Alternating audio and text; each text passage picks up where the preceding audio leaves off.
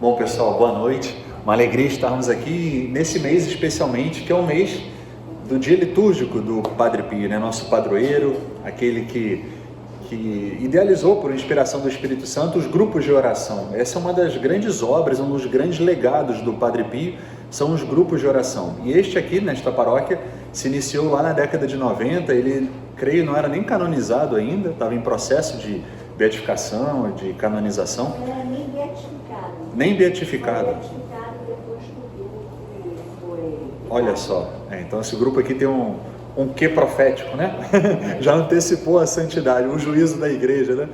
Bom, e é uma alegria, né? Depois de alguns anos sem atividade por conta da pandemia e tudo, o grupo era terça-feira, né? Terça-feira à tarde. A Beth e a Rita tiveram essa ideia de restaurá-lo e já estamos aqui há 2 anos, eu acho. 2 anos, é. Uau, caramba, passa, né? Já atravessamos bastante coisa, né? E esse mês, especialmente, é o mês do Padre Pio, a gente tenta sempre focar mais na vida dele, em tudo que ele, usar uma palavra aqui, experimentou na sua vida de oração, na sua vida como um grande missionário, um grande franciscano. E neste mês de setembro também, nós celebramos a festa litúrgica da exaltação da Santa Cruz. Então, partiu daí a ideia do tema dessa meditação de hoje, né? O Padre Pio e a Cruz de Cristo. E como nós somos católicos, nós não somente temos a cruz, nós temos também o crucificado. Então, a minha abordagem hoje à noite será olhar o Padre Pio e também o crucificado, que era e é a paixão do Padre Pio, né? O crucificado no sentido de que é a oferta de Deus por amor a cada um de nós. E o Padre Pio era inebriado por esse amor que brotava do coração chagado de Cristo na cruz. E ele foi um homem, um religioso, um sacerdote totalmente configurado a Cristo e Cristo crucificado. E São Paulo, a gente vai ler alguns trechos aqui das Sagradas Escrituras, nos ilumina também grandemente a compreender esse mistério da configuração do Padre Pio com Cristo crucificado. Esse aqui vai ser o nosso desafio hoje à noite, é perscrutar esses mistérios de amor. E eu tentei, para já antecipá-los, esquematizar da seguinte forma. Primeiramente, eu vou falar do Padre Pio enquanto diretor espiritual, ou seja, ele recomendava incessantemente a meditação de seus dirigidos espirituais, e nós podemos nos inserir, né, neste grupo, se estamos aqui, né? Nós podemos nos inserir como seus filhos espirituais e aprender daquilo que ele orientava e por que ele orientava a meditação da paixão de Cristo. Num segundo momento, já de início ainda, eu quero me deter no crucificado. Vamos olhar para Jesus no alto da cruz e esse mistério da oferta do Senhor, que é sacerdote e é vítima de amor. E depois nós vamos ver como o Padre Pio se configurou a esse Cristo crucificado. E Padre Pio, lembremos, obviamente, ele é um batizado, então serve para todos nós.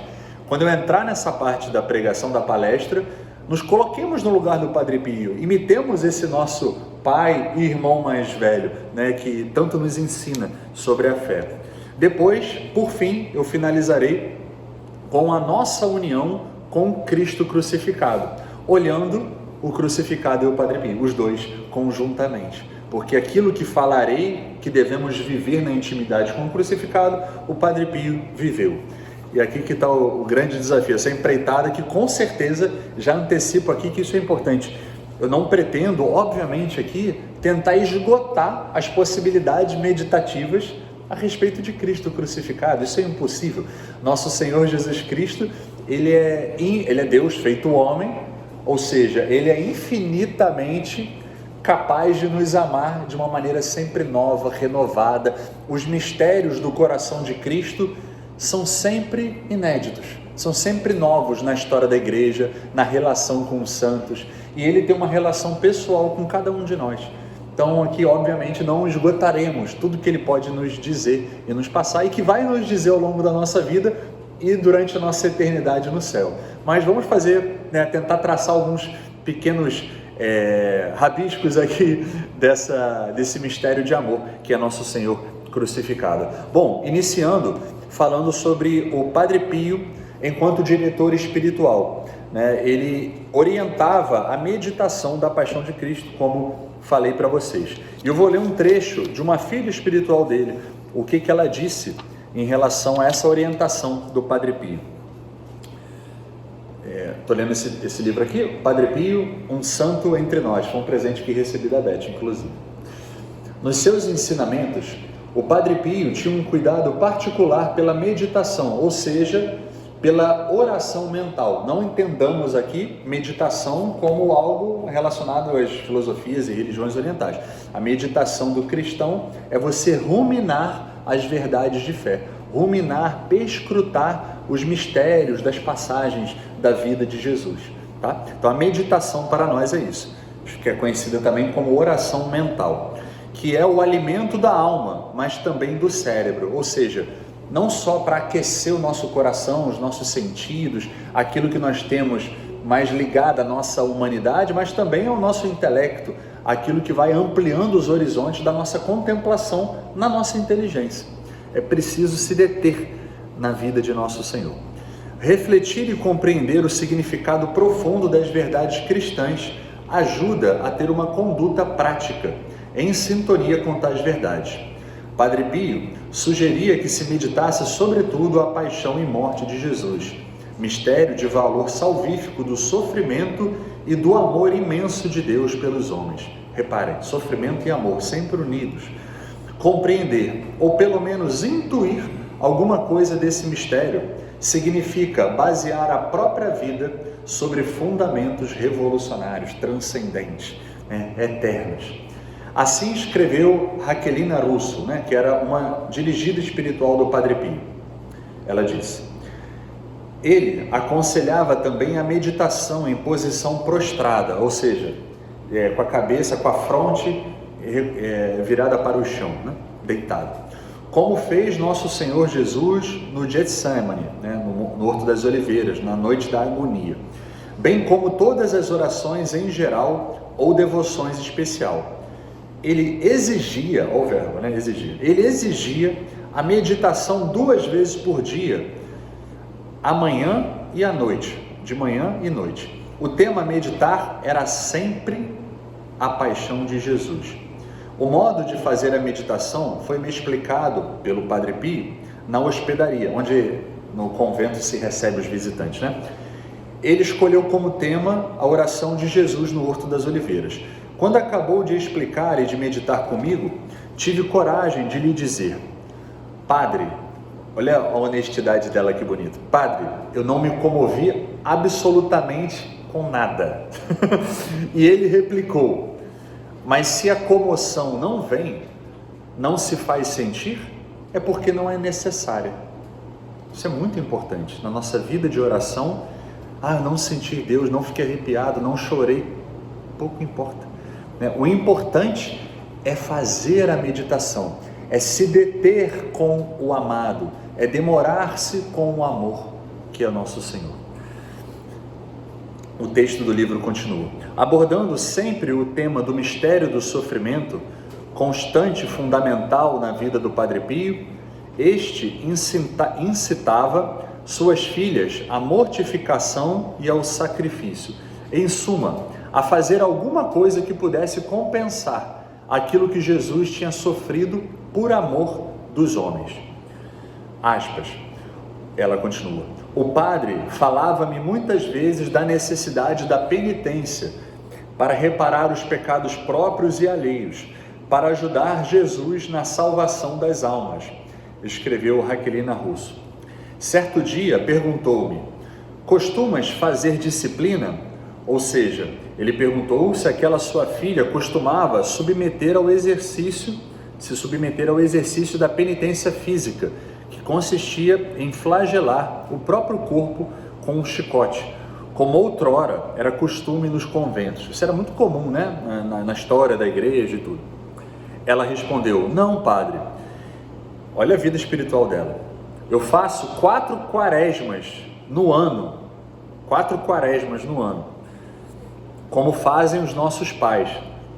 E o Padre Pio retorquiu: deves então submeter-te também à disciplina, ou seja, a flagelar o próprio corpo. Obviamente, sem machucar, né, a sua integridade física, para reparar os ultrajes que nosso Senhor recebeu.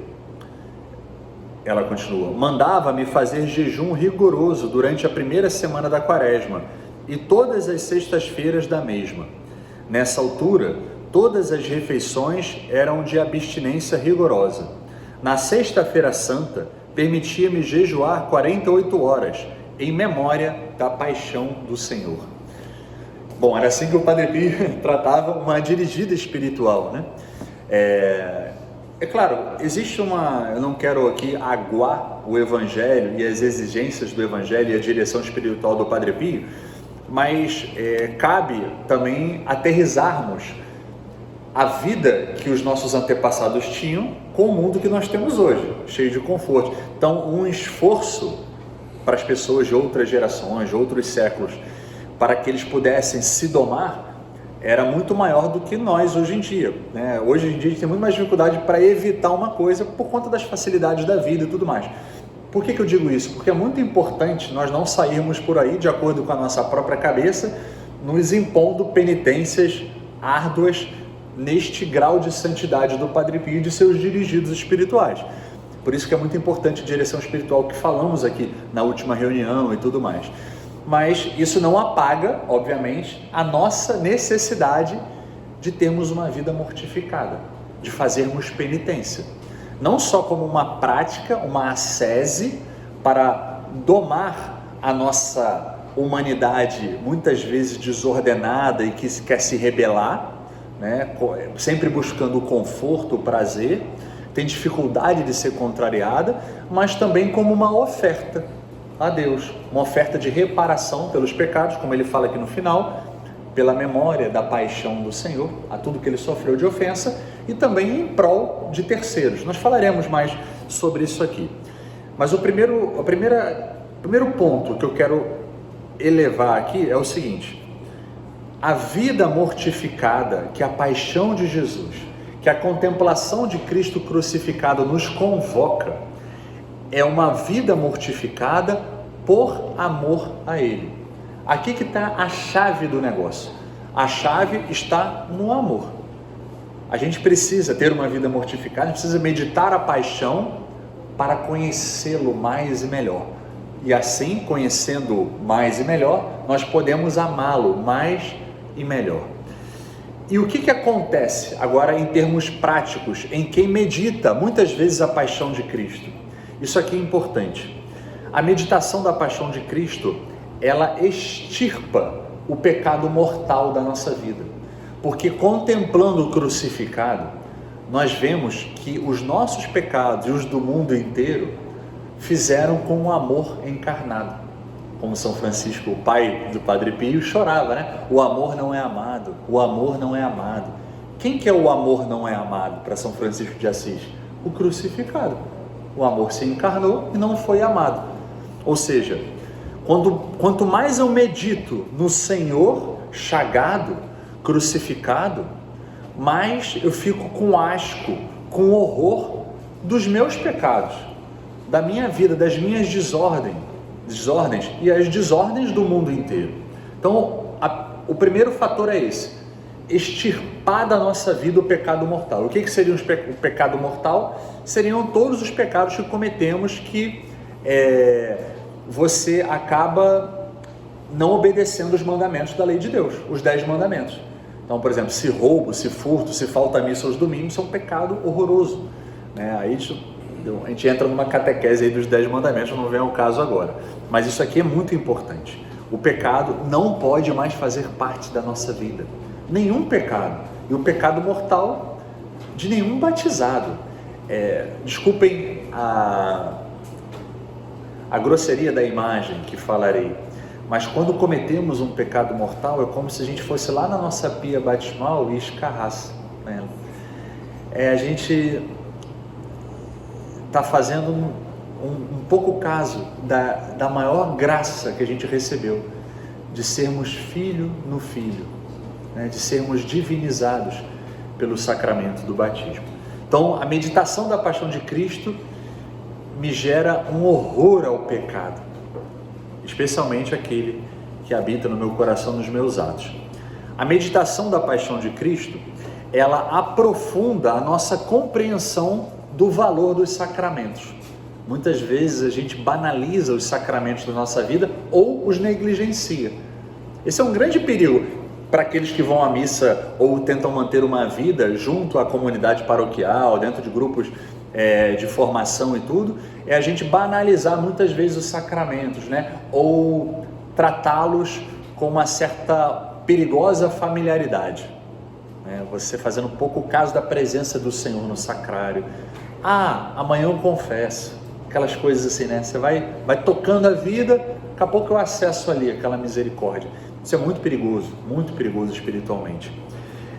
Então, a meditação na paixão do Senhor, porque ele morreu para derramar o quê? O que sai do coração dele? Água e sangue. Que não só aconteceu, saiu do sangue do Senhor, mas simbolicamente nos aponta o quê? A água do batismo e o sangue da Eucaristia. Ele morreu para nos dar os sacramentos. Então, meditar no crucificado faz termos um zelo pela vida sacramental, uma vida piedosa mais intensa. Depois, a meditação na paixão, como ela extirpa o pecado da nossa vida e nos traz mais piedade, o que ela faz naturalmente com a nossa inteligência? Uma vida focada nas coisas de Deus. Nós vivemos menos dispersos, menos distraídos das coisas. Aqui eu não estou falando de pecado, eu estou falando que a nossa atenção quer buscar as coisas de Deus, as coisas do Senhor.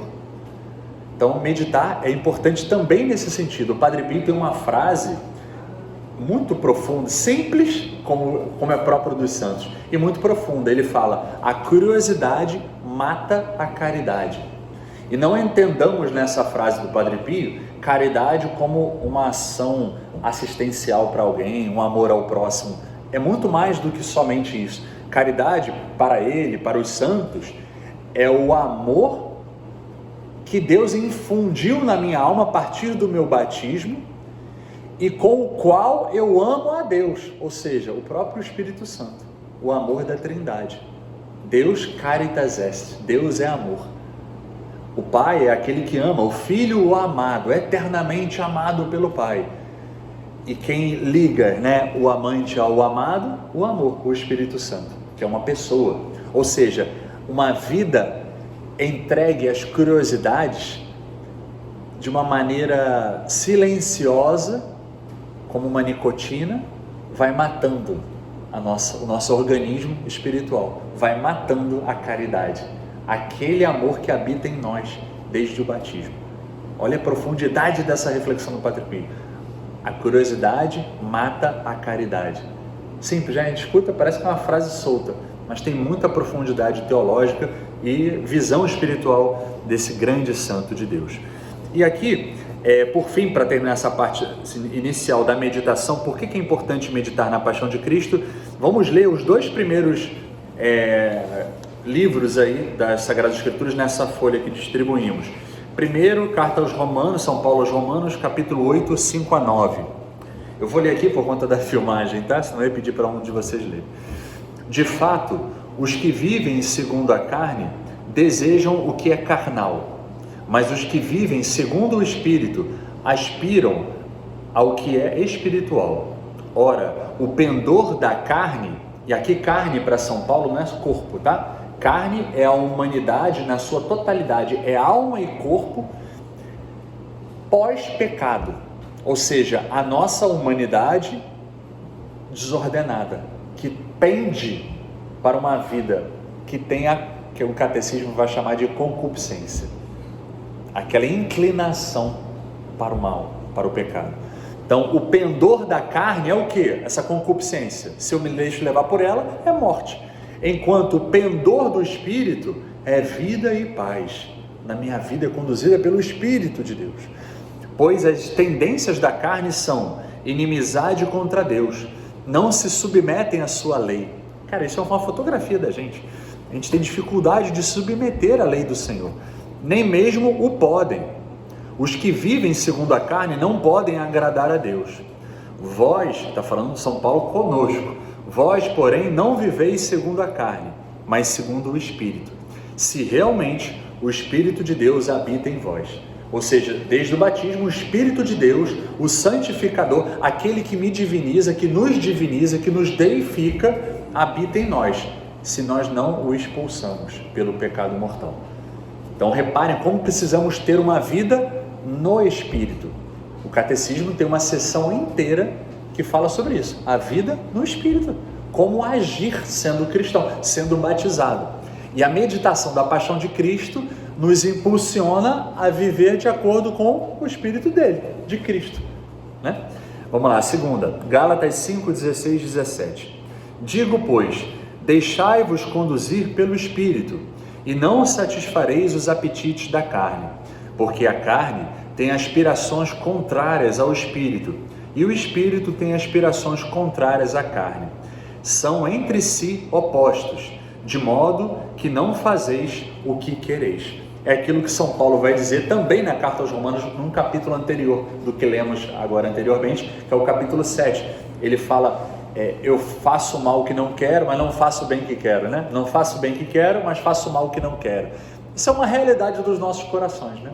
Às vezes a gente toma uma atitude ou tem uma reação, depois a gente passa algumas horas e a gente fala, caraca, por que eu fiz isso? Por que eu falei? Por que eu comentei? Por que eu expus aquela situação? Por que eu perdi a paciência? Será que eu fui destemperado ali, assim, essa... Não fiz o bem que queria, mas fiz o mal que não queria. Essa tensão que há dentro de nós. Então, a meditação na paixão de Cristo, eu vou usar uma palavra aqui, nos suga para sermos mais próximos ao crucificado. E veremos como ele é agora, o segundo momento. O crucificado nos mostra o quê? Pessoal, para que a gente não demore tanto, e é uma meditação um pouco densa de hoje, eu vou tentar passar um pouco rápido assim. Caso tenha alguma questão, alguma dúvida, vamos fazer que nem a gente fez nas últimas vezes. Levanta a mão que a gente troca uma ideia rapidamente. Tá bom? Se ficar alguma ponta solta da minha parte, vocês me sinalizem, por favor. O crucificado, vamos olhar para ele agora. Meditamos primeiramente por que é importante meditar a paixão. Agora vamos olhar para ele, para o crucificado. O crucificado nos mostra os homens e mulheres que somos. Ou seja, quando eu na minha vida relativizo a verdade, negligencio os mandamentos de Deus, a palavra de Deus, o que eu faço nos meus atos, na minha operação de vida? Quando eu relativizo a verdade, eu crucifico o amor. Essa é uma equação exata da nossa vida. A cada vez que eu negligencio ou relativizo, faço pouco caso da minha vida espiritual, da busca pela santidade, paulatinamente ou de maneira trágica, eu crucifico o amor. Então o crucificado, já que os meus pecados que pregaram ele na cruz, mostra o homem que sou. Fraco, relativizador, que não busca a santidade, ainda muito distante da semelhança a Cristo. Como São Paulo vai dizer também na carta aos Romanos, se eu não me engano, né? Ele é a nossa referência de imagem e semelhança de Deus. Temos que ser igual ao Cristo, imolado e ressuscitado. E o crucificado não somente mostra o homem que sou, que pelos meus pecados crucifico o amor. Em última instância, crucifiquei o próprio Cristo e o crucifico na história, na minha e na do mundo. Mas o crucificado mostra-me o homem que devo ser.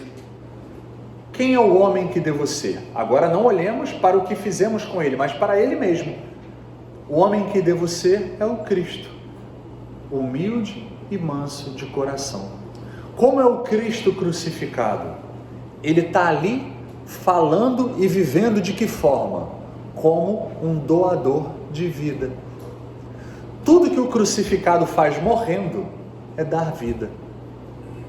Todas as palavras de Cristo, que digamos é a última homilia dele, né? O ambão é a cruz, ele está ali, o testamento que ele está nos deixando é o quê? Infusões de vida nas nossas almas, e claras, nítidas, e nós iremos no próximo momento abordá-las. Então ele é o doador de vida, humilde e manso, ou seja, como eu devo ser. Pilatos, quando vai apresentar Jesus depois da flagelação, o que ele fala? Ecce homo, eis o homem desfigurado pelo nosso pecado, porque ele não pecou, ou seja, um homem todo chagado, um homem todo ferido na sua humanidade. Jesus no meu lugar ali, porque essa humanidade que ele foi flagelado é a minha humanidade pelo pecado. Eis o homem que sou e eis o homem que devo ser. Ele ali, humilde e manso, silencioso, recebendo todas aquelas flagelações por amor a nós, pela nossa salvação. Então ele é o doador de vida, e ele realiza essa doação na humildade, na mansidão, como? Amando. E aqui, olhando para o crucificado, a gente entende, e aqui que está a chave da perspectiva da cruz para o cristão, porque aqueles que não são católicos, muitas vezes acham que a perspectiva católica, a perspectiva da santidade, é uma perspectiva masoquista, que nós amamos o sofrimento e a dor como uma negação da vida, né? O mundo costuma chamar isso de culpa católica. Vocês já escutaram isso provavelmente, né? Essa culpa católica que dá esse peso na vida e etc e tal. Só que tem uma chave de leitura, né? Para que a gente compreenda a realidade da cruz na vida dele e nas nossas vidas. E a chave é o amor. Por quê? O que o crucificado faz?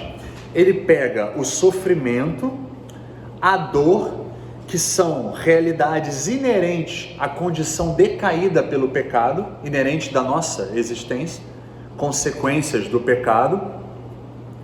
A dor também é um castigo, né? O homem, ele vai ter que agora comer, se alimentar com o suor do trabalho, a mulher enfrentará o seu parto com dores, ou seja, depois do pecado. A dor também é uma consequência do pecado, um castigo do Senhor. E o que Jesus, o crucificado, faz? Ele eleva a dor, o castigo, ao patamar de doação de amor. Ele toma posse da realidade, ele toma posse do agora, da contrariedade, da cruz e ama. O que nosso Senhor faz? Ele pega aquilo que era castigo, aquilo que era consequência do pecado e transforma em valor eterno. Que lindo! Vamos ler agora os dois próximos textos ali. 1 Pedro 18, 19.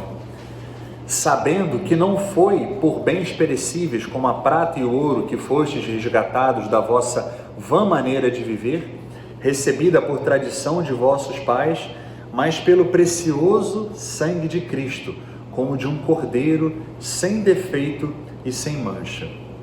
E Santo Agostinho escreveu, se eu não me engano, no comentário do Evangelho de São João: aquele que te criou sem ti, não te salvará sem ti, mas vê o preço da tua redenção. Foste comprado, não com ouro ou prata, mas com o sangue de Cristo. Reconhece, ó cristão, a tua dignidade. Tu vales o sangue de Cristo. Meus irmãos, nós valemos o sangue de Deus. Deus tem sangue, Deus é puro espírito, mas ele tem sangue? Sim, desde quando se encarnou no ventre da Virgem Maria. Esse sangue de Deus, que é totalmente puro, sem pecado, tem um valor, o quê? Infinito. Ou seja, aquilo que é derramamento de sangue, que significa morte, se transformou em valor de compra, valor de vida.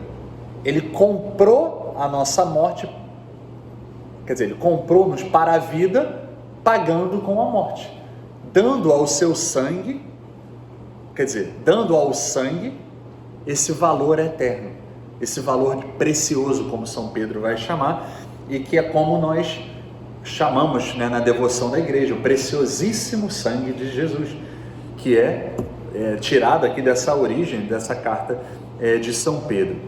Então aqui no crucificado nós entendemos o quê?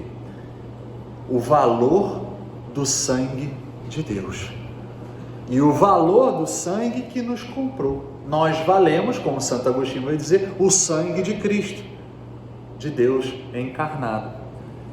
E aqui no crucificado nós vemos o mistério de um Deus que morre por amor dos homens e também a justiça de Deus, porque ele não só, o amor do crucificado, isso aqui é importante, o amor do crucificado não somente é do alto da cruz para baixo, ou seja, para nós, mas é um amor também, até primeiramente apontado para o alto, para o Pai.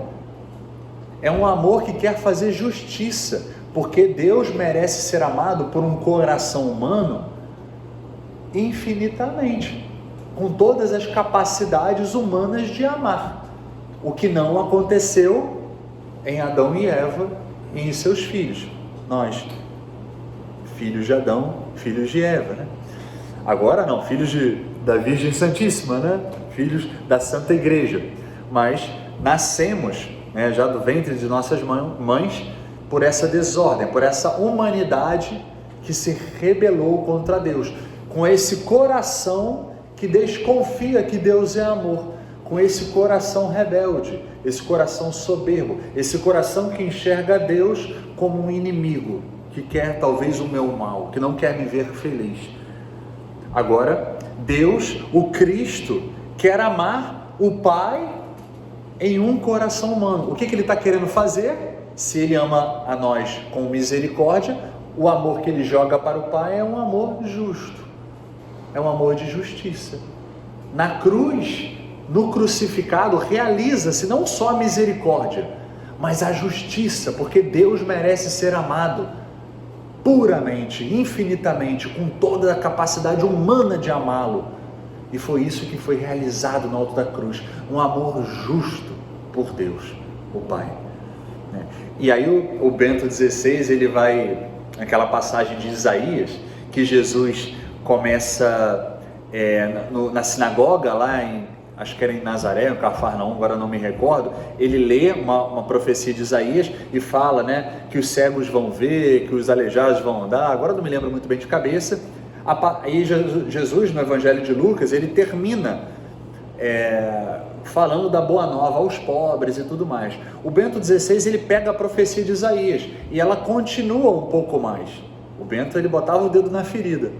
E a profecia continua falando da vingança do Senhor, para anunciar a vingança do Senhor. Era a função do Messias também. E aí o Bento XVI, meditando, ele chega ao crucificado. Como Deus se vinga da humanidade, ou seja, da humanidade pecaminosa, da humanidade que se rebelou contra ele mesmo, a fonte a fonte da vida dos homens. Ele se vinga do homem se dando a morrer. Olha como é que Deus é amor. A vingança de Deus, a ira de Deus, como que ela se realiza excelentemente na história? Ele se dá a morrer no nosso lugar, para nos dar a vida dele, a vida eterna, a vida do eterno.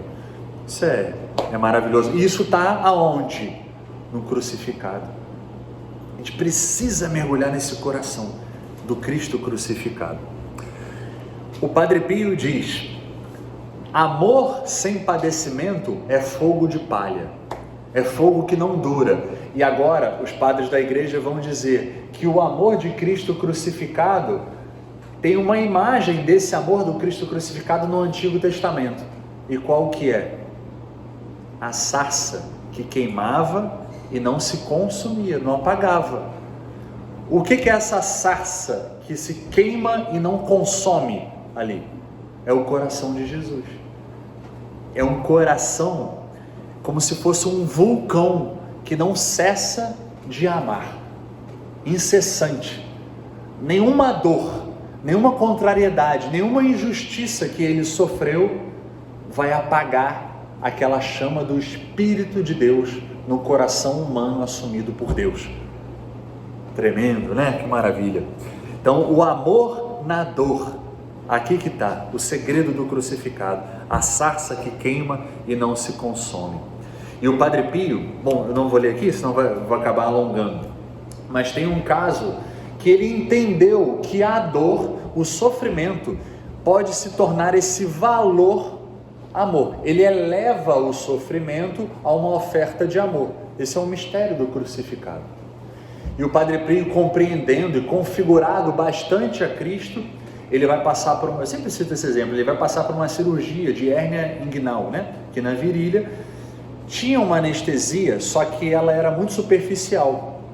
Então ele sentia dores, e dores profundas ali na região e aí até que chegou um determinado ponto que ele desmaiou na cirurgia.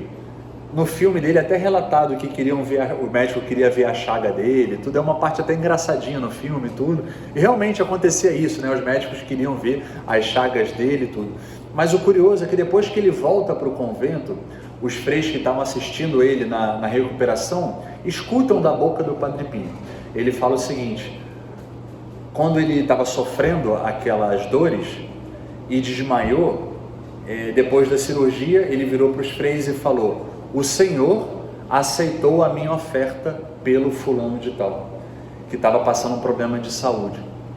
Ou seja, ele sabia que aquela dor que ele estava sentindo por uma contrariedade da vida, uma doença, tinha ou poderia adquirir, unida à dor de Cristo na cruz, um valor salvífico, um valor de benefício para terceiros.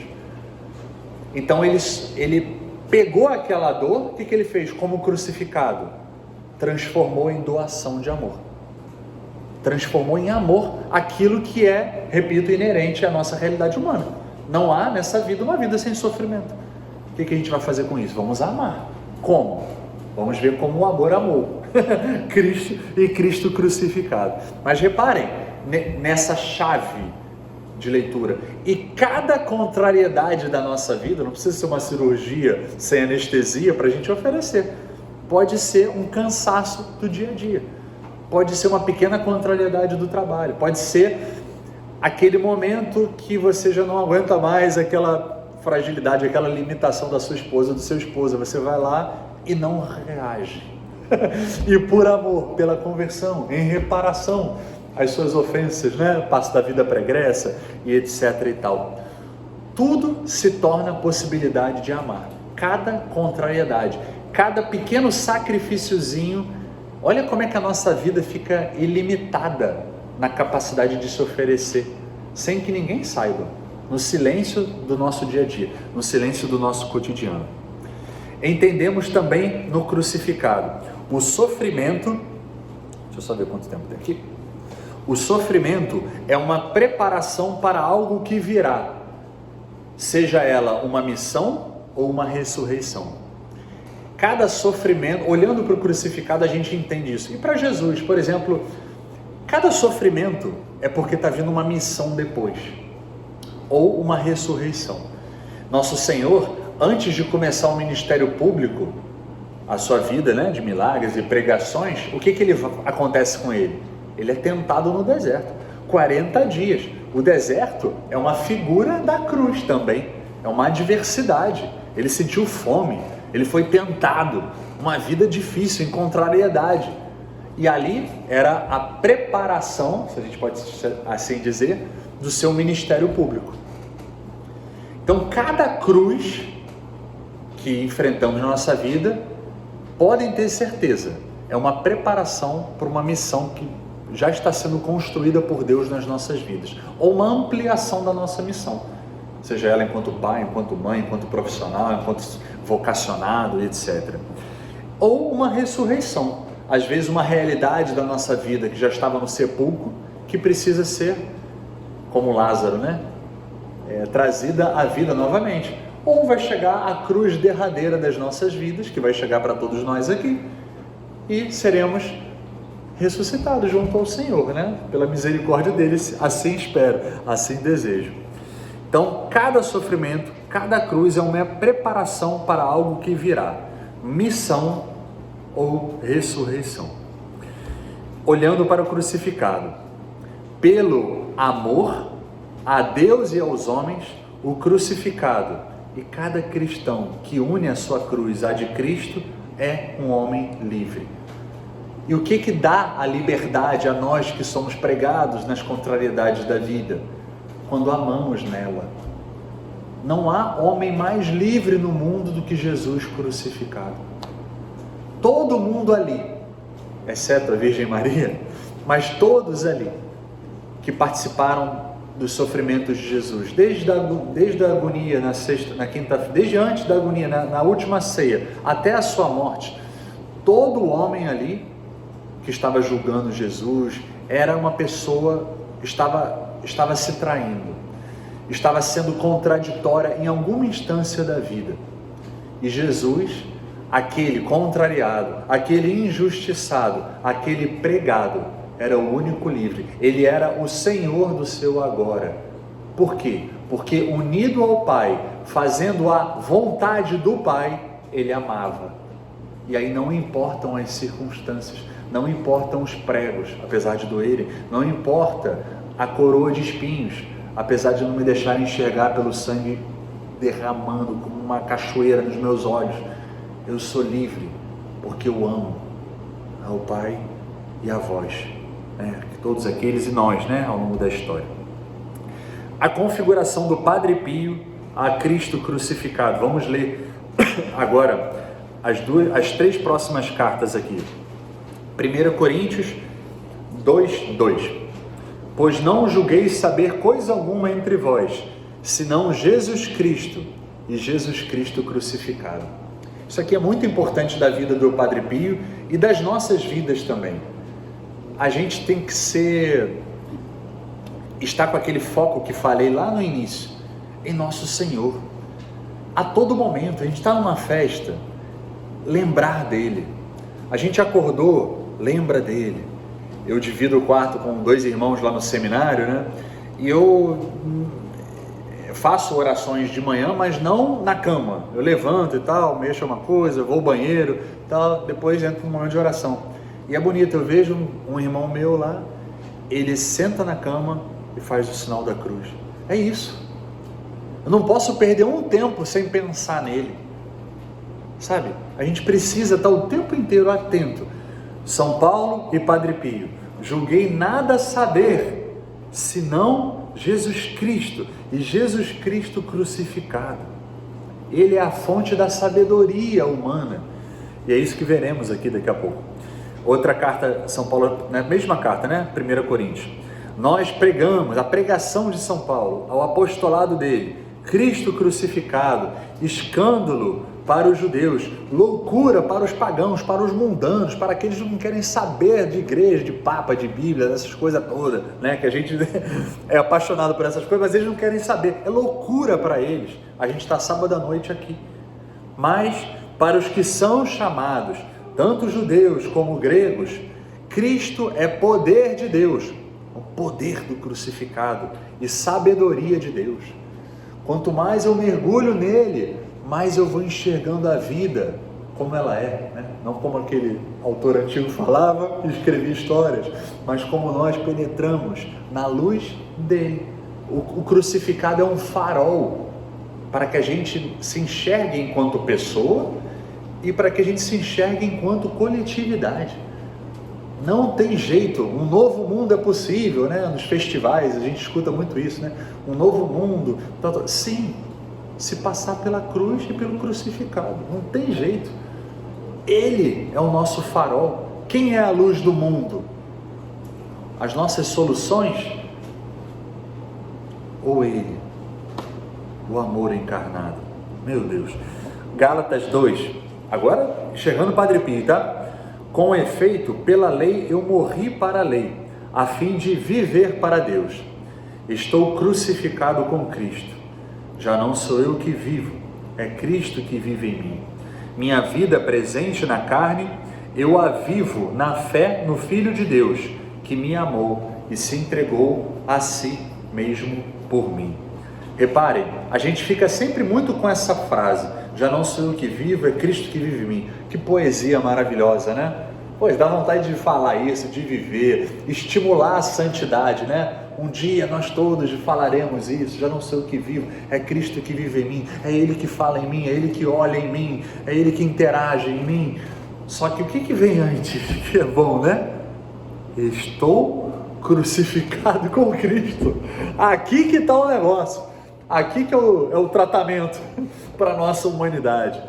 É nos unirmos em uma entrega ininterrupta de amor com Ele.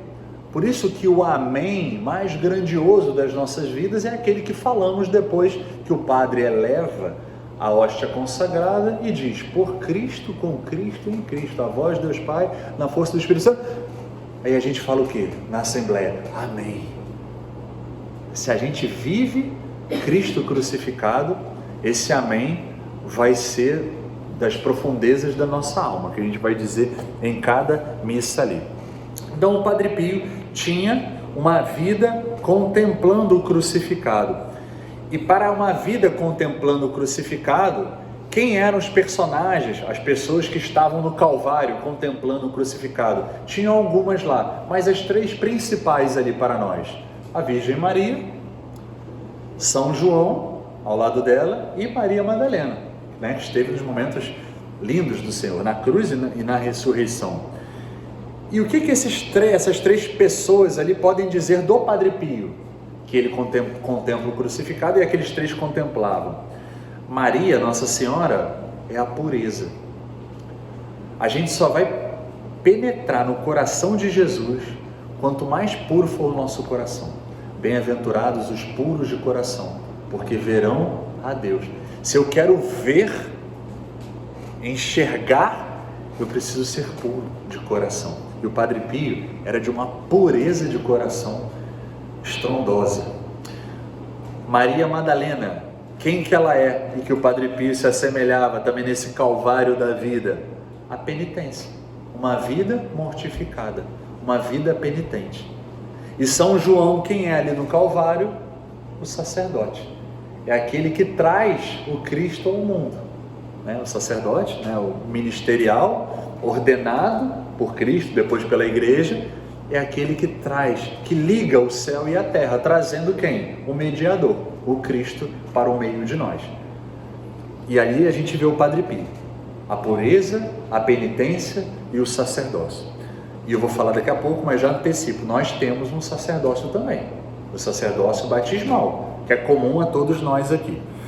O Padre Pio, ele chorava avassaladoramente, pensando nos seus próprios pecados que levaram Cristo à cruz. E nós, isso aí é uma meia-culpa que eu creio que nós todos aqui temos que fazer. Nós perdemos a sensibilidade de chorar pelos nossos pecados. Às vezes a gente se arrepende, mas muito mais pela vergonha que a gente sente dos pecados, pelo mal que geramos a Cristo. Está muito mais centrado em nós, o nosso arrependimento, o nosso asco, a nossa vergonha, do que na ofensa a Ele, né? A vergonha de irmos ao confessionário, o que é? É vergonha por nós, é o orgulho que nos fez cair no pecado, que ainda existe no meu coração. Por isso que eu sinto vergonha de ir, porque o mesmo orgulho que me fez cair, me faz ter vergonha, né? Ou seja, a gente não chora por Ele, pelo que a gente faz com Ele, pelo nosso esquecimento a Ele. O que nosso Senhor Jesus, aquele que seria crucificado, fala na via sacra pelas mulheres que estavam chorando? Não chorem por mim, chorem por vós e por vossos filhos, ou seja, pelos seus pecados. Eu não preciso, sim, da sua peninha, nosso Senhor está dizendo, mas eu preciso de um coração contrito, um coração penitente de vocês, um coração arrependido. Porque é a partir desse coração que eu vou moldar um santo. Se você não tiver um coração contrito, como que eu vou modelar o barro? Como que eu vou transformar essa pedra aí em um barro para ser moldado? E o Padre Pio, ele tinha não só uma configuração à paixão de Cristo, né? O que ele vivia na sua própria carne, que a gente olhava e via as chagas, mas ele tinha a paixão de Cristo no corpo e a compaixão de Maria na alma. Isso foi algo que foi participado ao Padre Pio espiritualmente. Esse compadecer, esse sofrer com Cristo as ofensas que ele sofreu. E a gente tem que pedir isso também. Essa sensibilidade. pelo horror do pecado que levou Cristo à cruz. Que levou Cristo à cruz. A carne de Cristo dilacerada. Padre Pio, por ser um homem tão puro, um homem tão casto, enxergava os pecados da carne com muito horror. E eu trouxe aqui para iluminar a nossa meditação nesse aspecto da vida do Padre Pio, o que Santa Jacinta Marto escreveu um pouco antes de morrer. Escreveu não, falou e foi anotado, né? Aspas para Jacinta. Os homens, 8 anos de idade, tá? Só para lembrar, ela tinha 8 anos. Os homens perdem-se porque não pensam na morte de nosso Senhor e não fazem penitência, ou seja, não pensam no crucificado, na cruz de Cristo, e não fazem penitência.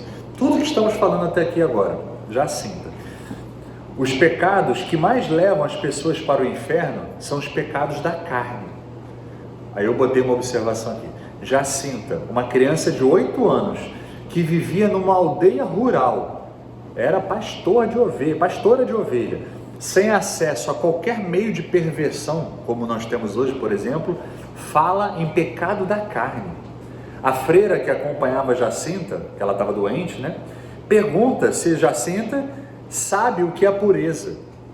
A Jacinta responde: sei sim, a pureza do corpo é a castidade, e a pureza da alma é não cometer pecados, não olhar para o que não se deve olhar, não roubar, não mentir nunca, dizer sempre a verdade, ainda que nos custe. Dizer sempre a verdade, ainda que nos custe. Depois ela fala: estão por vir muitas modas que hão de ofender muito a nosso Senhor. As pessoas que servem a Deus não devem andar com a moda. A igreja não tem moda. Nosso Senhor é sempre o mesmo. Meu Deus. Ela falou isso ali antes da década de 20 do século 20, 1918, 19, que ela deve ter morrido. E reparem como que hão de vir muitas modas que ofenderão ao Senhor, né? Tudo que veio depois, né? Revolução sexual, toda a confusão, a degradação das famílias, enfim, tantas coisas, né? A proliferação do divórcio e etc. Mas reparem no início lá, os pecados da carne são os que levam as mais pessoas para o inferno. Padre Pio tinha também, como Cristo, segundo algumas revelações privadas, uma chaga no ombro pelo peso da cruz. Sentia o peso dos pecados, como o Senhor carregou o peso da cruz, que ali, esse peso é o peso da nossa humanidade pecadora. Nós devemos ter, por isso, a chaga no ombro de Jesus, que foi compartilhada no ombro do Padre Pio, precisa nos gerar uma vida de reparação. Aquela oração do Terço da Misericórdia é muito clara em relação a isso. Nós pedimos, lembrando a paixão de Jesus, lembramos o Pai do crucificado em reparação aos nossos pecados e dos do mundo inteiro. Olha que lindo, como tudo se interliga na vida dos santos. A configuração do Padre Pio ao crucificado também se dá porque o Padre Pio foi perseguido, injustiçado. E como isso reverberou na santidade do Padre Pio? A humilhação pública sofrida por ele cura-o de qualquer amor próprio e da vaidade, que é uma consequência desse amor próprio desordenado, né? Um amor próprio desordenado, é claro. Então, as injustiças que ele sofreu, e não foram poucas, o Padre Pio, refletindo de uma maneira infinitesimalmente menor as injustiças que o crucificado sofreu, purificam o amor próprio e eliminam qualquer vaidade. Então, as injustiças que sofremos e sofreremos na vida, lembrem-se disso. Unam-se ao crucificado. Peçam a intercessão do Padre Pio, que tão injustiçado foi, inclusive por permissão de Deus, da própria igreja, da sua própria mãe. Porque aquilo teve um benefício espiritual maravilhoso. E como foi importante não só para ele, porque ele já era santo, mas pela paternidade espiritual dele para nós. Impressionante. Uma outra coisa que é importante também, o crucificado era um conforto do Padre Pio. Reparem nessa passagem da vida dele, quando ele sofreu uma injustiça, que acabamos de dizer, da igreja. O Padre Pio ele teve diferentes fases na relação com a igreja, na relação com a hierarquia da igreja. E é muito plausível que a igreja, em toda a sua prudência, ela tenha pedido algumas coisas para o Padre Pio, porque tem muito charlatão por aí. E o Padre Pio foi confundido algumas vezes como uma pessoa que estava trapaceando, estava querendo aparecer, etc. e tal. E tiveram excessos e erros também por parte de alguns membros da igreja, da hierarquia da igreja. Então o Padre Pio, a vida dele era missa e confessionário, era o apostolado dele, era o amor dele a Deus e ao próximo, missa e confessionário. O que em determinados períodos da vida dele foi proibido disso? Isso aí era uma apunhalada no coração dele, uma apunhalada no coração. Aqui um relato de um frei, não lembro se era o superior franciscano, que teve que comunicar ao Padre Pio dessa sanção que ele tomou, né, da igreja. Enchi-me de coragem e depois das vésperas, que é uma oração litúrgica, enquanto o Padre Pio, como de costume, se mantinha no coro a rezar, chamei-o à salinha, para onde se dirigiu imediatamente, e comuniquei-lhe o decreto do Santo Ofício, que o proibia de celebrar em público e de escutar confissões, tanto dos fiéis como dos seus irmãos religiosos do convento. O Padre Pio levantou os olhos ao céu, retorquiu: seja feita a vontade de Deus. Depois cobriu os olhos com as mãos e inclinou a cabeça e não disse mais nada. Tentei confortá-lo, mas ele só procurou conforto em Jesus suspenso na cruz. Isso é muito profundo. Vou repetir, se vocês me permitem. Tentei confortá-lo, mas ele só procurou conforto em Jesus suspenso na cruz. Porque, depois da informação, ele regressou ao coro para rezar. E o coro tinha um crucifixo, né? Onde ele recebeu, inclusive, hoje lá em São Giovanni Rotondo, é o que deu as chagas visíveis a ele. Então ele regressou para o coro, onde tinha o Cristo crucificado, por isso que ele está falando do coro aqui. E aí ficou até depois da meia-noite. Às vésperas reza-se geralmente 5h30, 6 horas da tarde. Então ele ficou ali horas diante do crucifixo. Era o consolo dele, o conforto dele. Ele sozinho com Cristo sozinho. O crucificado tem algo que nos ensina, uma dimensão do solitário, da solidão. E nós, muitas vezes na vida, enfrentamos essa solidão. E o Padre Pio enfrentou inúmeras vezes essa solidão. E olhando para o Padre Pio e essa configuração a Cristo crucificado, nós percebemos em sua vida 2 aspectos, vou usar uma palavra aqui, negativos. Foram frutuosos, mas negativos. A desolação, um vazio, um deserto interior da alma, e a solidão. Ninguém acessava ele na sua intimidade, ninguém compreendia totalmente o que ele vivia.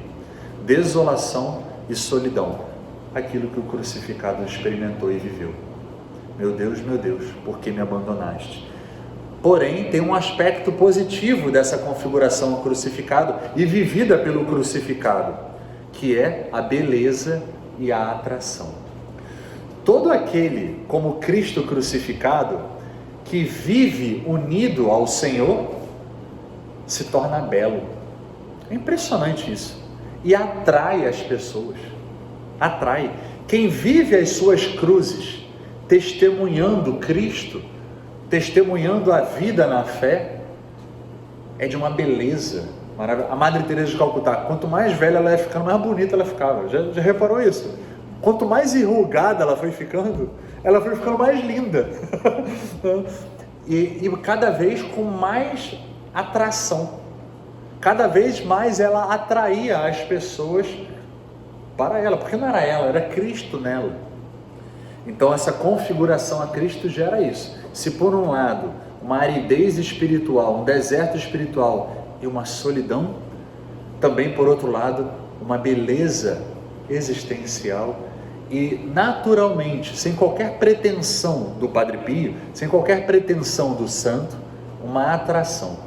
E a gente lembra aqui da frase de Jesus, um pouco antes de morrer ele disse: quando eu for elevado, atrairei todos a mim. Quando eu for elevado, atrairei todos a mim. Em João, no Evangelho de João, toda vez que é traduzido elevado ou levantado, é o crucificado e ressuscitado. Esses dois mistérios estão juntos nessa frase de João. Quando eu for elevado, atrairei todos a mim. A gente pensa, obviamente, no crucificado, é a primeira imagem que nos vem, mas também é o Cristo, rising Christ, né? De pé, erguido pela ressurreição. E aqui chegamos na parte final, meus irmãos, que é a nossa configuração ao Senhor crucificado. Se olhamos o crucificado, se olhamos o Padre Pio crucificado, vamos ver nós aqui, né? Como podemos, agora com mais clareza, caminhar em direção a essa vida, a essa santidade. A primeira coisa é sabermos que o lugar da cruz, o lugar do crucificado é o Calvário. O Calvário é um lugar de silêncio, não só de solidão, mas de silêncio também. Se nós pensarmos que Jesus emitiu 7 palavras no Calvário e ele ficou crucificado mais ou menos 3 horas, em 3 horas você falar só 7 palavras, 7 frases, é pouco. Então o Calvário é um lugar de silêncio, de barulho mundano, né? Aquelas pessoas lá ofendendo Jesus, mas espiritualmente, para aquele que é santo, aquele que está se santificando, no nosso caso, que tentamos nos unir a Cristo, é preciso o silêncio da vida, um silêncio interior, o silêncio não só da emissão, né, das palavras, mas de uma centralidade de vida. Isso significa o que na prática? Não um silêncio vazio, uma vida de oração. Como que o cristão vive o seu silêncio? Amando a Deus, ou seja, se relacionando com Deus. Então é preciso, meus irmãos, termos uma vida de oração decidida de uma vez por todas, diária, nem que seja 15 minutos, sabe? A gente precisa estar com o Senhor. Santo Afonso Maria de Ligório, um doutor da igreja, ele fala: ninguém vai ser santo sem rezar e rezar muito. E assim, se estamos nessa vida sem a intenção de ser santo, por que estamos vivos, né? Porque estamos vivendo uma vida apequenada, uma vocação baixa, assim, superficial. Além disso, além desse vida de oração que decorre do silêncio, nós temos como Cristo ereto na cruz, suspenso na cruz, ele está de mãos abertas. Ele está o quê? É a posição do sacerdote, está intercedendo pela humanidade. Pai, perdoa, eles não sabem o que fazem. Ele está se colocando entre nós e o Pai. Ele é um intercessor. Essa é a função própria de quem? Na missa? Sacerdote. Mas nós, como disse, temos um sacerdócio. No catecismo sabemos, um sacerdócio comum. Nós temos um dever cristão, moral, de interceder pelos nossos e pela humanidade, que não está nem aí para saber de Deus, de Jesus. Então, o crucificado, e nós que queremos saber de Cristo crucificado, queremos nos unir a Ele, devemos ser um intercessor pela conversão e salvação das pessoas. Nós podemos pegar aqui o Padre Pio, que era um intercessor, além de na vida de oração, além de nas ofertas de suas dores, de suas doenças, de seus tormentos, ele oferecia em um valor, em um caráter intercessório, se assim a gente pode dizer, mas ele intercedia também como? Oferecendo perdão no confessionário. Trago aqui aquela frase de Santo Estevão, o primeiro mártir registrado cristão nos Atos dos Apóstolos, foi apedrejado ali. E ele fala o quê? Aquilo que Jesus falou no alto da cruz: Pai, perdoa-os, não sabem o que fazem. Ele morreu intercedendo pelos seus assassinos. Creio que não atirou a pedra, mas quem estava presente ali, quem era? Paulo. Ou seja, a igreja sempre creu nisso. A intercessão de Estevão alcançou de Deus a misericórdia para a conversão de Paulo, que se tornou quem? O grande apóstolo, São Paulo, que nos deu, foi um instrumento para nos dar 70% do Novo Testamento, mais ou menos. Olha o que uma oração de intercessão realizou. Está ali na Bíblia, está na Sagrada Escritura. E a gente reza pouco. E é bonito que São Paulo, já santo, convertido, no final da vida, ele escreve a Timóteo. Eu não botei na folha, mas eu leio aqui para vocês. 2 Timóteo 4,16. Na minha primeira defesa, ninguém me assistiu. Ou seja, ficou sozinho, sendo julgado lá quando foi preso. Todos me abandonaram. Repara, Paulo e Cristo crucificado estão unidos. E ele continua: que isto não lhe seja imputado. Está rezando para que esse abandono não seja encarado por Deus como uma falta deles, mas seja encarado por Deus pela divina misericórdia. Então ele, tudo bem, ninguém ficou comigo, todo mundo me abandonou, mas eu peço a Deus que Deus não leve isso em consideração no juízo deles. É isso que São Paulo está escrevendo aqui, o intercessor.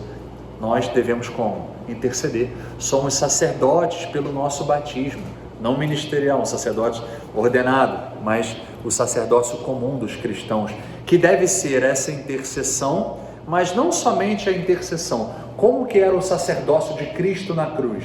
Ele era sacerdote, um intercessor, e ele era o quê? Uma vítima de amor. Ou seja, nós precisamos gastar a nossa vida, não somente pelas palavras e atos de intercessão, mas por um eterno doar-se a Deus e ao próximo. Devemos ser essa doação de vida, como falei lá no início, que é o mistério do crucificado. O sacerdote, isso é pouco falado, né? É muito falado para os padres, mas pouco para nós leigos. Nós, enquanto sacerdócio comum, nós precisamos ser sacerdote e também vítimas de amor nas nossas famílias, dentro das nossas paróquias, nos nossos grupos, nas nossas amizades. Eu preciso me gastar pelos outros, né? O crucificado, ele tem sede. Jesus, no alto da cruz, disse: tenho sede. A gente pode entender espiritualmente essa sede de almas. Padre Pio tinha sede de quê? De almas. Por isso ele ficava no confessionário horas e horas, por isso ele rezava os textos, por isso ele dirigia os seus dirigidos espirituais, por isso que ele fez tantas obras de caridade, porque ele sabia que aquelas almas eram queridas pela sede do crucificado. E aí aqui a gente tem que se colocar nessa equação. Eu torno Jesus no meu dia a dia mais conhecido e mais amado pelas pessoas? Eu estou dando almas para o Senhor Jesus? Eu estou dando corações ao Ele, porque Ele morreu por esses corações que me encontram na minha vida, que me cruzam nas esquinas da vida. Ele morreu por esses corações também. Eu os dou como um instrumento à sede do crucificado, como o Padre Pio tão bem fez, né? Aqui cabe essa reflexão para nós. E nós, como nós... outra frase de Jesus: meu Deus, por que me abandonaste? Nos momentos mais desoladores das nossas vidas, se já vivemos ou ainda vamos viver, nos momentos de fragilidade humana, de vulnerabilidade, quando nós nos sentirmos desolados e sozinhos como o crucificado, como nós devemos nos manter? Como Ele manteve-se fiel a Deus, ao Pai, como o Padre Pio se manteve nos momentos de desolação, de injustiça, fiel a Cristo, fiel à Igreja, mesmo nas contrariedades. E é por isso que eu trouxe aqui na outra página o Salmo 21 e 22. É o Salmo da Paixão, que vai nos esclarecer em uma ordem prática, porém subliminar no texto do Salmo, como nós devemos nos manter fiéis na cruz, na desolação e na solidão. O Salmo começa com essa frase: meu Deus, por que me abandonaste? Por que se acham longe de minha salvação as palavras de meu bramido? Meu Deus, clamo de dia e não me respondeis, de noite e não encontro repouso. Entretanto, vós sois o Santo, habitais entre os louvores de Israel. Reparem, o salmista aqui, e que Jesus está encarnando esse Israel personificado aqui, está fazendo um ato de adesão ao Pai e à vontade. Meu Deus, por que me abandonaste? Entretanto, vós sois o Santo, ele permanece. Habitais entre os louvores de Israel. Nossos pais em vós confiavam e vós os livrastes. A vós clamavam e eram salvos. Em vós confiavam e não eram enganados. Eu, porém, olha o crucificado, como ele se sentia: sou um verme e não um homem, o opróbrio dos homens e a abjeção do povo. Todos os que me veem escarnecem de mim, estiram os lábios e meneiam a cabeça. Aspas, confiou no Senhor, pois que ele o livre, que o salve se o ama. Fostes vós que me tirastes do seio materno. Olha, já pode ver aqui nessa frase a virgindade perpétua de Maria durante o parto. Que me confiastes aos seios de minha mãe. Ao nascer fui entregue a vós, desde o seio materno sois o meu Deus. Não fiqueis longe de mim, porque a tribulação está próxima, e não há quem me socorra. Cercam-me touros numerosos, os fortes de Bazã me rodeiam. A gente pode encarar isso aqui com aqueles romanos ali em volta, como os judeus também escarnecendo de Cristo, e como os demônios ao redor da cruz. Os demônios tentando ele para descer da cruz. Escancaram contra mim suas fauces, como o leão que ruge e arrebata. Eu me derreto como água, todos os meus ossos se desconjuntam. Meu coração tornou-se como cera e derrete-se dentro do meu peito. A gente pode ver aqui uma ação do Espírito Santo queimando o coração de Cristo. Minha garganta, tenho sede, está seca qual barro cozido. Minha língua se pega ao paladar. Reduziste-me ao pó da morte. Sim, cães numerosos me rodeiam, os demônios, um bando de malfeitores me cerca. Transpassaram minhas mãos e os pés, os pregos. Posso contar todos os meus ossos. Observam-me e encaram-me. Repartem entre si as minhas vestes e sobre minha túnica lançam a sorte. Vós, porém, Senhor, não fiqueis longe de mim. Olha o ato de entrega e a confiança naquele que ele se sentia abandonado. Ó minha força, apressai-vos em socorrer-me. Livrai minha alma da espada e das garras do cão a minha vida. Salvai-me da boca do leão e dos chifres dos búfalos. O que é essa boca do leão? É a morte, a corrupção da morte. Ou seja, ele está fazendo aqui um ato. Isso aqui a gente pode entender o crucificado rezando, tá, gente? A primeira frase é o que nos ilumina todo o mistério que ele estava vivendo por dentro. E aqui a gente pode ver, salvai-me da boca do leão, então anunciarei, não, desculpa, é um pouco antes, né? Livrai minha alma da espada e das garras do cão a minha vida. Isso aqui a gente pode ver um ato de fé. Jesus não tinha fé porque ele era Deus, mas um ato na profundo abandono no Pai que iria ressuscitá-lo. Salvai-me da boca do leão e do chifre dos búfalos. Então, aqui que é importante, quando a gente viver essas realidades dentro da nossa pequenez, quando a gente viver isso tudo que foi lido até agora, a partir daqui vai vir como que a gente deve operar na vida. Então, aderindo a Deus, então anunciarei vosso nome aos meus irmãos. Ou seja, sofrendo na cruz, desolado, me sentindo abandonado por Deus, eu vou anunciar a Cristo, a Deus que é a vida. E no meio da assembleia vos louvarei. O que é a assembleia? Eclésia, igreja. No meio da igreja eu anunciarei, eu testemunharei a tua fidelidade, ó Pai, para com a minha vida, nessa minha cruz.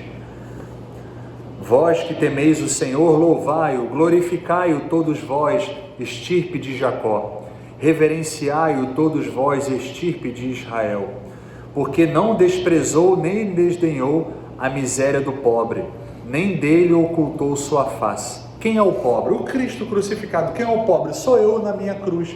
Quem é o pobre? É você nas suas cruzes, né? Não desdenhou da miséria do pobre, nem dele ocultou sua face, por mais que ele esteja em silêncio. Mas quando o pobre clamou, ouviu. É de vós que vem o meu louvor na grande assembleia. Jesus, na cruz, estava falando disso aqui, olhando para o futuro das missas. Na missa, Cristo, na espécie eucarística, está louvando ao Pai na assembleia reunida. Jesus, o crucificado, se sentindo abandonado por Deus, Padre Pio se sentindo muitas vezes abandonado, desolado na solidão, sabia que Deus iria operar a obra na igreja. Onde? Na missa, na assembleia reunida. E de vós que vem o meu louvor na grande assembleia, cumprirei meus votos ante os que vos temem. Ou seja, os meus votos, qual é o meu voto hoje em dia, que eu não sou padre, nem vocês? Somos batizados. Eu pertenço a Cristo e eu vou cumprir esse voto, essa consagração a Deus, preciosíssima, maior preciosidade que tem, que é o meu batismo, ante os que vos temem, ou seja, os meus irmãos, né, os tementes a Deus, os batizados. Olha só como é Jesus está olhando para nós. Os pobres, ou seja, nós, comerão e se saciarão. A Eucaristia. Louvarão ao Senhor os que o procuram, que vosso coração viva para sempre. Todos os confins da terra hão de se lembrar e se voltar para o Senhor. E hoje celebramos os mártires da Coreia.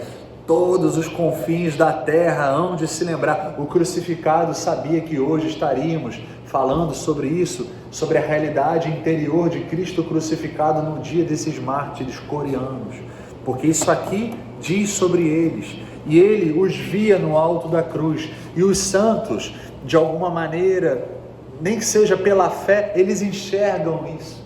Talvez não misticamente, com uma visão extraordinária, mas pela fé. Eles sabem que Deus está realizando obras no mundo inteiro pela nossa cruz, unida à cruz de seu Filho. Todos os confins da terra hão de se lembrar e se voltar para o Senhor. Todas as famílias das nações hão de prostrar-se diante dele, ou seja, no juízo final, porque do Senhor é o reino, é ele que domina sobre as nações.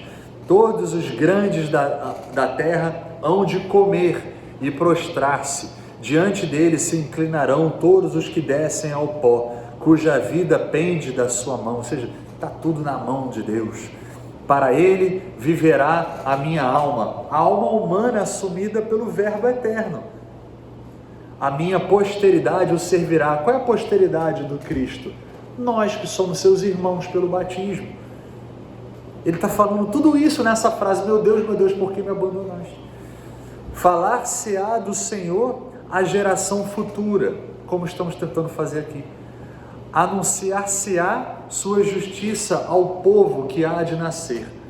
Eis o que fez o Senhor no seu Filho crucificado, no Padre Pio, nas nossas vidas, na vida de uma maneira excelente da Virgem Santíssima. Eis o que fez o Senhor no Calvário, nos Calvários que vivemos. Como devemos viver o Calvário? Nessa fidelidade, comendo o pão vivo que desceu dos céus, ou seja, recebendo a Eucaristia, unido ao Senhor nas espécies eucarísticas. Bom, vamos lá, senão eu vou ficar aqui até amanhã. Outra coisa, que como devemos nos configurar, né? Como o Padre Pio se configurou ao crucificado, tendo a filiação mariana, né? Sermos filhos de Nossa Senhora, para que, unidos a ela, tenhamos aquilo que disse que o Padre Pio tinha, a compaixão de Maria. Se nos aproximamos da paixão do Senhor, de nada vale assistir à paixão de Cristo, o filme da paixão de Cristo.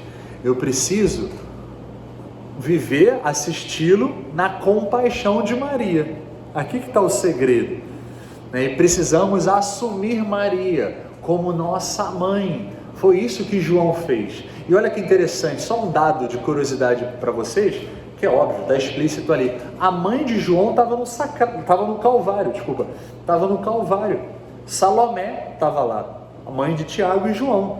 Então João não precisava de uma mãe. Maria, né, ela obviamente só tinha um filho, Jesus, iria ficar desamparada socialmente, e ele institui nesse momento a sua maternidade de todos os discípulos amados de Cristo, ou seja, cada um de nós, cada batizado. E João, segundo o texto, a toma para si, ou seja, leva para a sua casa, leva para o seu cotidiano, convive com Maria, porque ela vai mostrar os segredos do seu filho para nós. Mais uma coisa que devemos fazer nessa união com Cristo crucificado. Outra frase de Nosso Senhor: tudo está consumado. Ele quase morrendo diz: tudo está consumado. O que nós podemos entender dessa frase? E desta frase para a nossa vida? O crucificado estava ali realizando uma obra, uma missão. Eu vim para as coisas do meu Pai, meu alimento é fazer a vontade do Pai. Tudo para Jesus era cumprir uma ordem do Pai para com ele. Eis que venho, ó Pai, eis que me deste um corpo, eis que venho fazer a vossa vontade. O que eu quero dizer com isso? Se vamos nos unir ao crucificado, o Padre Pio se uniu de uma maneira tão profunda, e é uma luz para nós, que o Padre Pio disse sobre ele mesmo: eu sou um mistério para mim. Ou seja, eu preciso também perscrutar o meu próprio coração para entender a minha vocação, não no sentido do estado de vida, mas qual é a minha missão no mundo, enquanto batizado, enquanto cristão? Qual é a minha missão dentro da igreja? Qual é a minha missão enquanto alguém que busca a santidade? Quando que eu vou poder dizer: tudo está consumado na minha vida, o Senhor está realizando a obra dele? Quando que eu vou dizer isso? Eu preciso saber a vontade de Deus. Nós todos somos uma missão, nós nascemos, o que somos. Existem dois lados da moeda, né?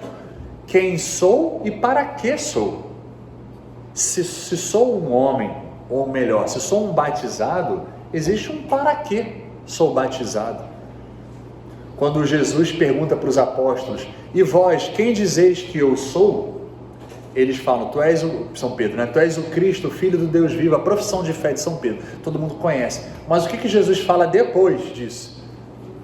Ele anuncia o quê? A paixão. E sofrerei, o Filho do Homem há de ser perseguido, sofrerá, morrerá e ressuscitará no terceiro dia.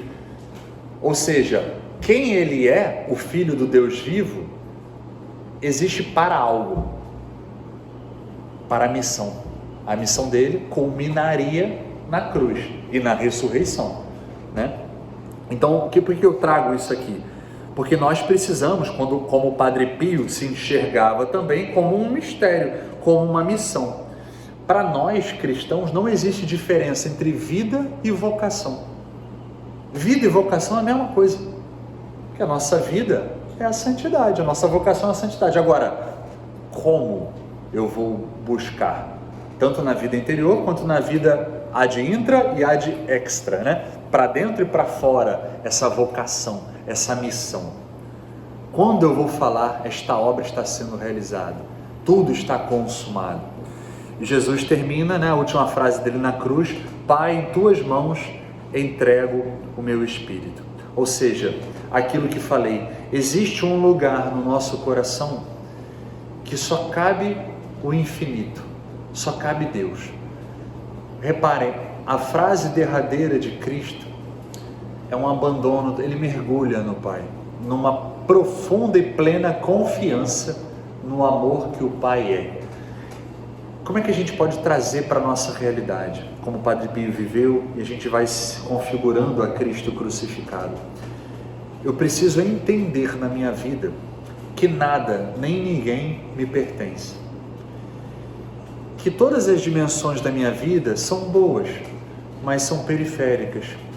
O centro, só cabe Deus ali. E tem um lugar dentro da nossa existência, da nossa alma, do nosso coração, que só Ele vai acessar. Quando meu pai morreu, eu tive muita clareza disso. Ele morreu na nossa frente, dentro de casa, na cama. Estávamos minha mãe, minha irmã e eu, amando, beijando, dizendo palavras de amor e de carinho. E ele vai morrendo ali na nossa frente. Todo o nosso amor, todo o suporte que a gente deu, todo o suporte material também, que a gente estava alugando um balão de oxigênio, ou seja, tinha plano de saúde, tinha dinheiro, tinha instrumentos, tinha amor, tinha afeição, tinha vida em família, tinha tudo. Mas aquele momento a gente não pulava junto com ele.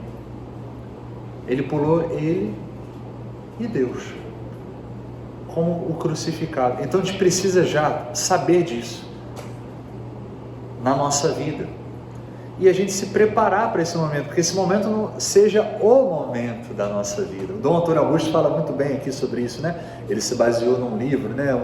A morte, um dia que vale a pena viver ou vale a pena ser vivido. Por quê? Porque nessa perspectiva nossa cristã, cara, é o nosso grande amém, o nosso grande grito, o nosso grande louvor, o nosso grande cântico vai ser a entrega final. Santa Teresinha disse: eu não morro, eu entro na vida. E ela termina: meu Deus, eu vos amo. Padre Pio morreu dizendo: Jesus, Maria, Jesus, Maria. Era esse lugar, que é só Ele e Deus, né? Isso é muito lindo, muito lindo. Bom, e como nós partilhamos a cruz de Jesus hoje, na igreja, sofrendo os sofrimentos da igreja. Os sofrimentos da igreja são meus. Isso aqui é importante, a gente não tem que olhar os sofrimentos da igreja, né? Tudo que os membros da igreja, nossos irmãos fazem de escandaloso, como algo deles. Não, mas, nossa, isso me toca também. Sofrermos os sofrimentos da igreja. E não só sofrer o sofrimento da igreja, mas sofrer para a igreja. E aí na outra folha, a última frase, e aqui a gente vai concluindo, a carta de São Paulo aos Colossenses 1:24. Agora me alegro nos sofrimentos suportados por vós, e completo na minha carne o que falta às tribulações de Cristo, em favor do seu corpo, que é a igreja. Ou seja, eu completo na minha carne o que faltou às tribulações de Jesus. O que faltou à paixão de Jesus, né? Alguns sabem que eu tive um câncer, né? Jesus não teve um câncer. Então eu completo na minha carne aquilo que faltou aos sofrimentos de Cristo pela igreja. Ou seja, eu uno a minha cruz, a minha contrariedade, numa oferta de amor à paixão de Cristo. Para quem? Para a santificação da igreja, para a conversão dos corações, para o alívio das almas do purgatório. Olha só como é que os nossos sofrimentos, lembra aquilo que eu falei? Ganham um valor de eternidade pelo amor. A chave está no amor com o qual eu vivo a cruz. Bom, e o Padre Pio enxergava os sofredores e doentes como o próprio Cristo crucificado. Ou seja, o Padre Pio dizia que deveríamos acolher o Senhor que sofre hoje nos seus membros, na igreja, né? Em todos os sofredores, melhor dizendo. Por isso ele decidiu criar um hospital. O que é o hospital? O hospital é uma estrutura que acolhe a dor humana, que acolhe a vulnerabilidade, que acolhe o sofrimento humano. porque ele vê naquele sofredor, naquele doente, um homem sofrendo, não somente, ele olha o crucificado ali, ele olha o crucificado, e ele diz isso aqui no momento, deixa eu ver, não sei se eu anotei a página, espera aí, aqui,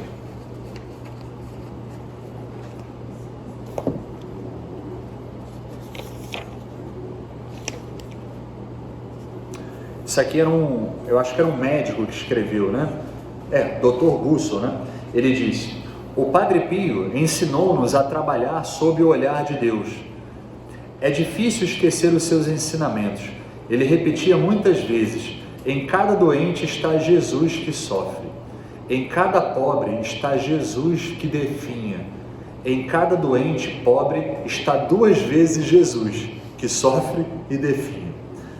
Padre Pio falava com tal convicção que marcava para sempre o espírito de quem o escutava, os funcionários do hospital, ou seja, o Cristo crucificado. Olhemos os nossos irmãos, especialmente aqueles que sofrem, especialmente os doentes, como o próprio crucificado. Aqui está um mistério, né, da contemplação do Padre Pio. Aquele olhar atento o tempo inteiro, julguei nada a saber, como São Paulo disse, a não ser Cristo e Cristo crucificado. Bom, aqui que está, meus irmãos, termino agora também com mais uma fala do Padre Pio, aqui na página finalzinha aqui do livro dele, uma frase bem curtinha, só para reforçar aquilo que disse, né? Amar a cruz, amar as nossas cruzes, por mais difícil que isso seja, por amor ao crucificado. A chave aqui está no amor.